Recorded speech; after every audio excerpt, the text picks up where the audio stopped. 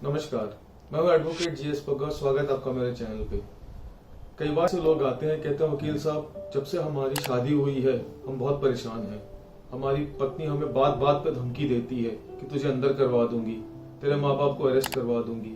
तुझे कानून पता भी है कि सारा कानून लड़कियों के लिए होता है, लड़कों के लिए कोई कानून नहीं होता है। इसलिए जो कह रही हूँ उस हिसाब से चल, नहीं तो अपनी नस काट लूंगी, थोड़ी सी फिनाइल पी लूंगी और तुझे अंदर करवा दूंगी। तो क्या होता है, कई लोग सहम जाते हैं, पूरा परिवार सहम जाता है, फिर आके मुझे कहते हैं कि सर हम तो फंस गए इसकी शादी करा के। जब से शादी हुई है लड़की इतनी तेज है कि बात बात पे चंडी बन जाती है, बात बात पे धमकियां देती है। हम अपने ही घर पर डर डर के रह रहे हैं, तो ऐसे में हम करें क्या? और हमारे तो कोई राइट्स ही नहीं है, हमारे लिए तो कोई कानून ही नहीं है, वो तो हमें अंदर करा देगी, हम करें क्या? तो ऐसा कुछ भी नहीं है दोस्तों। आपके लिए भी राइट्स हैं, लेकिन वो राइट्स को कब यूज करना है, कैसे यूज करना है, ये समझना बहुत जरूरी है। तो आइए शुरू करते हैं इस वीडियो को। इस वीडियो को पूरे एंड तक देखिएगा समझने के लिए कि एक पत्नी पीड़ित इंसान के लिए क्या क्या लीगल राइट्स होते हैं। दोस्तों, अगर अनफॉर्चुनेटली आपकी अगर शादी हुई है जिसमें आप स्ट्रगल कर रहे हैं, you are undergoing a cruelty from your wife, जिसमें वो आपको धमकियां दे रही है, गालियां दे रही है, थप्पड़ भी मार रही है, आपके माँ बाप को रिस्पेक्ट नहीं कर रही है, और आप अपने ही घर में जाना नहीं चाहते, आपको बहुत प्रॉब्लम आती है रहने के लिए, और आपको लगता है कि यार मैं रह नहीं सकता इसके साथ, मैं डिवोर्स लेना चाहता हूं। तो ऐसे में आप क्या करेंगे? आपके क्या लीगल राइट्स हैं? ये बात बिल्कुल सही है कि 498A क्रुएलिटी जो क्राइम वुमेन सेल में जाके लड़कियां फाइल करती हैं, ये राइट्स सिर्फ लड़कियों के साथ है। या डोमेस्टिक वायलेंस, वो राइट्स सिर्फ लड़कियों के पास है। एज अ हस्बैंड आप CWC क्राइम वुमेन सेल में जाके 498A क्रुएलिटी का केस या डोमेस्टिक वायलेंस का केस फाइल नहीं कर सकते हैं। तो आपके पास फिर क्या राइट्स हैं? देखिए, अगर आपको कंसिस्टेंटली धमकियां मिल रही हैं और आपको लग रहा है कि धीरे धीरे ये चीज बढ़ रही है, तो बिल्कुल झिझकिएगा मत, आप जाइएगा एक पुलिस कंप्लेन जरूर कर दीजिएगा। एक तरीके से आप एक पुलिस इंटीमेशन दे रहे हैं और कंप्लेन कर रहे हैं कि मेरे साथ ये रोज रोज प्रॉब्लम आ रही है, कि रोज मुझे वो धमकी दे रही है। कल को अगर उसने ऐसा कुछ कर लिया, कोई फर्स्ट कीजिए कोई अटेम्प्ट टू सुसाइड किया, उस लेवल तक ही किया कि आपको फंसाया जा सके, आपके घर वालों को फंसाया जा सके, तो आप पुलिस को इन्फॉर्म कीजिए। अब यहाँ पे एक चीज समझना बहुत जरूरी है। 95% लोग क्या करते हैं, पुलिस कंप्लेन करते हैं, उसके बाद वो बैठ जाते हैं घर पे, और धीरे धीरे अगर चीज बढ़ती जा रही है, कोई घटना घटती है, उसके बाद सीधा 100 नंबर कॉल होता है। 100 नंबर कॉल होने के बाद वो कहते हैं जी हमने भी पुलिस कंप्लेन की थी, ये देखिए हमारी बहू के खिलाफ। अगर यहाँ एक चीज आपको समझना बहुत जरूरी है कि अगर वो चीज बढ़ती जा रही है, तो उस कंप्लेन को खाली पुलिस में लॉन्च करके बैठिए मत। आप उस कंप्लेन को लीजिए, सीधा जाके कोर्ट कंप्लेन फाइल कर दीजिए। कोर्ट कंप्लेन फाइल करने से क्या फायदा होगा? उससे आपको ये फायदा होगा कि ऑनरेबल कोर्ट जो है वो पुलिस को डायरेक्शन देगा कि इसको इन्वेस्टिगेट करो, इन्वेस्टिगेट करके स्टेटस रिपोर्ट फाइल करो कि इसमें पोजीशन क्या है, क्या ये जो शख्स है एज अ हस्बैंड जो आया है या उसके परिवार वाले हैं, वाकई उस पर ये हो रहा है, क्या उसकी पत्नी या बहू जो है इतनी धमकियां दे रही है। उससे फायदा क्या होगा? कल को अगर वो क्राइम वुमेन सेल में जाके एक केस फाइल करती है, कंप्लेन फाइल करती है आप पे फॉल्स एलिगेशन लगा के, या डोमेस्टिक वायलेंस केस फाइल करती है, तो आपकी कंप्लेन उससे पहले लॉन्च हुई पड़ी होगी और कोर्ट कंप्लेन हुई पड़ी होगी। तो उससे कोर्ट ये नहीं कहेगा या क्राइम वुमेन सेल वाले ये नहीं कहेंगे कि हमने उसकी सुननी है। अगर आपने किया है तो इसका मतलब आपके खिलाफ भी कुछ इश्यूज हैं, आपको भी कुछ दिक्कत आई है। तो यहाँ एक चीज जरूर समझिएगा कि खाली पुलिस कंप्लेन करके मत बैठ जाइएगा। अगर चीज बढ़ती जा रही है तो इंतजार मत कीजिएगा कि कुछ होगा तो हम पुलिस कंप्लेन करेंगे। आप सीधा कोर्ट कंप्लेन फाइल कर दीजिए, जिसमें कोर्ट अपने आप पुलिस को डायरेक्शन देगी कि इस मैटर को इन्वेस्टिगेट करो, क्या इनको धमकियां आ रही हैं कि नहीं आ रही हैं। पहली चीज। दूसरी चीज ये है कि अगर पॉसिबल है और आप चाहते हैं कि अपने माँ बाप को इस पछड़े से दूर रखने के लिए और आपके पास अरेंजमेंट है, तो आप कोशिश कीजिए अपनी पत्नी को लेके, अगर बच्चे भी उनको लेके अलग रहना स्टार्ट कर दीजिए, ताकि आपके माँ बाप के ऊपर अगर ये जो प्रॉब्लम है आने वाली कि घर पे रह के सुसाइड अटेम्प्ट करेंगे और माँ बाप को फंसा देंगे। कई बार तो ऐसा भी हुआ है कि ससुर के ऊपर एलिगेशन लगाया कि इसने मुझे गंदी नजर से देखा, हाथ लगाया, बहुत ऐसे भी एलिगेशंस आते हैं। तो इन चीजों से बचने के लिए अगर पॉसिबल है आपके लिए अलग रहना, किराए के घर पे रहना या आपके पास कोई और घर है उस पे रहना, तो कोशिश कीजिए अलग रहना स्टार्ट कर दीजिए। इससे क्या होगा, as a husband and wife आपकी लीगल बैटल स्टार्ट हो जाएगा। आपके जो पेरेंट्स हैं थोड़े बहुत प्रोटेक्टिव हो जाएंगे। ये जो डेलिबरेट अटेम्प्ट आपकी वाइफ करेगी, कोई सुसाइड अटेम्प्ट कर दिया या कुछ करने का, जब एक छत के नीचे रहेंगे तो ऑब्वियसली पॉसिबिलिटीज एलिगेशन की ज्यादा हो जाती है। छत के नीचे नहीं रहते हैं, एलिगेशन की पॉसिबिलिटीज काफी हद तक सेफ हो सकती है। दूसरी चीज ये है। तीसरी चीज क्या है, आप डिवोर्स केस भी फाइल कर सकते हैं अगर आपको लगता है कि अब पानी जो है मेरे सिर के ऊपर चला गया है, मैं रह नहीं सकता।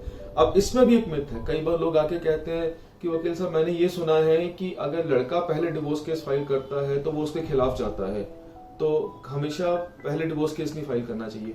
ऐसा कुछ भी नहीं है। आप पहले फाइल करें या वो पहले फाइल करें, इससे कानून की नजर में कोई फर्क नहीं पड़ता है। आप जब केस फाइल करें तो प्रॉपर केस फाइल करें और आपके पास एविडेंस होना चाहिए। एविडेंस से क्या मतलब है, अब यहाँ पे भी एक चीज समझिएगा। जब आपके खिलाफ या आपके घर में जब भी आपको लगे एक स्टार्टिंग पॉइंट आ गया है जहां आपकी फैमिली और आपके खिलाफ ये प्रॉब्लम्स आनी स्टार्ट हो गई हैं, आप एविडेंस इकट्ठा कीजिए। एविडेंस का क्या मतलब होता है, कोशिश कीजिए कि घर पे कैमरास लगा लीजिए अगर पॉसिबल है। कोशिश कीजिए शादी से पहले ही लगा लीजिए ताकि ऑब्जेक्शंस ही ना आए कि शादी के बाद आपने कैमरा क्यों लगाया। कैमरा तो देखिए एक नेसेसिटी हो गया, जरूर लगा लीजिए घर पे। कैमरे से बहुत प्रोटेक्शन हो जाती है, बहुत सारे एविडेंस बन जाते हैं आपके। कैमरा लगा लीजिए, हो सके तो आप अपने फोन को सिक्योर रखिए। एकदम से शादी हुई है ठीक है, you are in love in with your wife ठीक है, लेकिन जब तक एक रिलेशन पक्का नहीं हो जाता अपने फोन को एक्सेसिबिलिटी एकदम से मत दीजिए।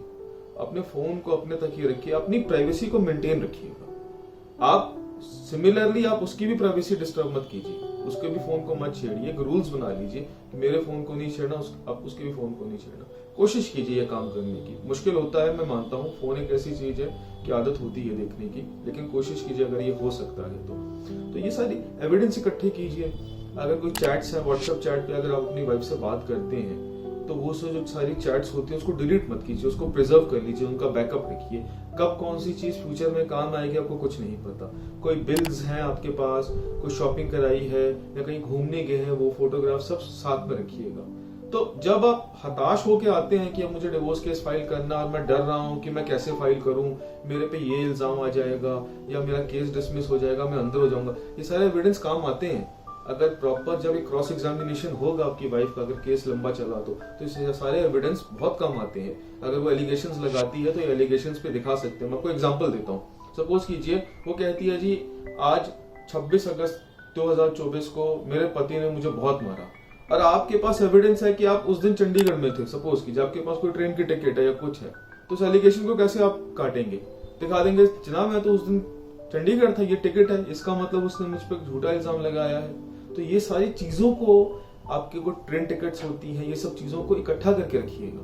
कब कौन सी चीज कैसे काम आ जाए पता नहीं चलता। इससे आपका केस बहुत स्ट्रांग हो जाता है फ्यूचर में। डिवोर्स केस हो गया। इसके अलावा अगर आपका बच्चा है तो आप गार्जियनशिप पिटीशन फाइल कर सकते हैं। अब गार्जियनशिप पिटीशन में इशू क्या आता है, देखिए एक चीज आपको समझनी पड़ेगी और एक्सेप्ट भी करनी पड़ेगी। फर्ज कीजिए आपकी शादी है और आपकी एक 2 साल की बेटी है या 1 साल की बेटी है, 1 साल का बेटा है। इसमें कोई दो राय नहीं है।